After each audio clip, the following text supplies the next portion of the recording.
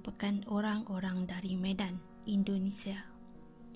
SS Orang Medan adalah kapal kargo Belanda yang menurut beberapa artikel karam di perairan Selat Melaka setelah seluruh krunya mati tanpa diketahui puncanya. Menurut maklumat, kisah ini terjadi pada Jun 1947.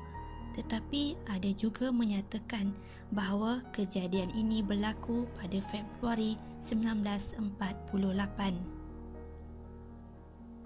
Kisah pertama muncul dari artikel dalam Dutch Indonesian newspaper di Lokomotif dari Samarang, Indonesia yang bertarikh 3 hingga 28 Februari 1948. Namun, yang peliknya, beberapa penulis dan pengkaji telah menemui artikel lain dari surat khabar British pada tahun 1940 dan juga artikel dari surat khabar UK juga tahun yang sama. Kedua-dua artikel tersebut turut menceritakan kejadian yang sama. Kejadian ini bermula apabila dua kapal Amerika yang sedang berada di perairan Selat Melaka iaitu City of Baltimore dan Silver Star telah mendapat pesanan suara dari kapal Belanda Orang Medan. Operator radio pada kapal melaporkan kematian kapten kapal dan seluruh krunya dan akhirnya ia mengatakan, "Aku hampir mati." All officers including the captains are dead, lying in chat room and bridge, possibly whole crew dead. I die. Mayday! Mayday! Is anyone there? Hello? Can anyone out there hear me?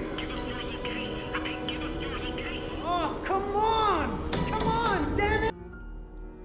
Semasa kru Silver Star berjaya menemukan kapal Orang Medan, mereka mendapati kapal tersebut penuh dengan mayat yang bergelimpangan, termasuk juga mayat seekor anjing ditemui mati dalam riak ketakutan. Mulut mereka luas ternganga dengan mata yang terbeliak seolah melihat sesuatu yang menakutkan sebelum menemui ajal. Kesemua mayat-mayat tersebut tidak ada sebarang kesan luka, tetapi tubuh mereka keras seolah membeku. Bertambah aneh, mereka mendapati kapal tersebut juga dijumpai dalam keadaan baik tanpa sebarang tanda-tanda diserang. Selepas membuat pemantauan, kru Silver Star mengambil keputusan untuk menarik kapal Orang Medan ke pelabuhan bagi siasatan lanjut. Walau bagaimanapun, asap tebal mula muncul dan api marak keluar daripada bahagian bawah kapal. Kru Silver Star akhirnya terpaksa melarikan diri dan kemudian tidak beberapa lama kapal Orang Medan telah meletup dan terus tenggelam di dalam laut. Berikut merupakan teori-teori nahas kapal Orang Medan. Pertama, kargo yang berbahaya. Baiton dan beberapa orang lainnya mengeluarkan hipotesis bahawa Orang Medan mungkin terlibat dalam operasi penyeludupan bahan kimia seperti potassium cyanida dan nitroglycerin. Menurut teori ini, air laut telah memasuki palkar kapal lalu telah menyebabkan kebocoran gas beracun yang menyebabkan kesemua kru mati keracunan. Tidak lama kemudian, air laut akan bertindak balas dengan nitroglycerin telah menyebabkan kapal tersebut terbakar dan meletup. Teori kedua adalah keracunan karbon monoksida.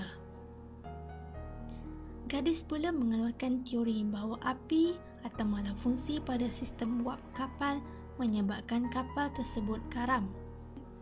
Kemudiannya, karbon monoksida yang dikeluarkan telah menyebabkan seluruh kru mati dengan api yang perlahan-lahan merebak dan menyebabkan hancurnya Orang Medan. Teori yang ketiga, fenomena paranormal. Kisah ini muncul dalam pelbagai jenis majalah dan buku di Fortena. Ia bermula dengan artikel di Fate Magazine pada tahun 1953. Penulis seperti Jessup mengandaikan bahawa kapal tersebut diserang oleh beta, iaitu benda terbang aneh atau kekuatan paranormal. Bukti yang dimasukkan oleh sumber tersebut adalah ketiadaan penyebab kematian, ekspresi ketakutan pada wajah mayat dan desas-desus bahawa mayat tersebut menunjukkan musuh yang tidak diketahui. Keraguan. Beberapa artikel menyatakan kegagalan mereka untuk menemui kewujudan kapal ini pada Lloyd's Shipping Register.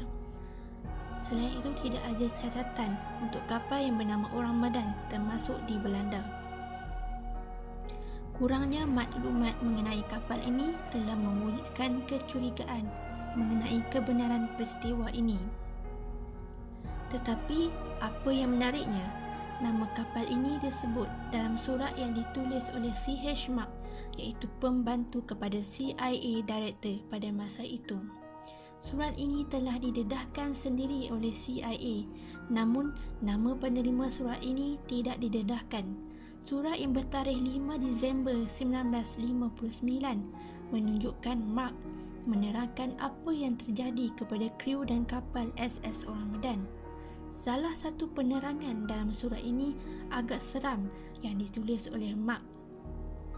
I feel sure that SS Orang Medan tragedy holds the answer to many of these airplane accident and unsolved mystery of the sea.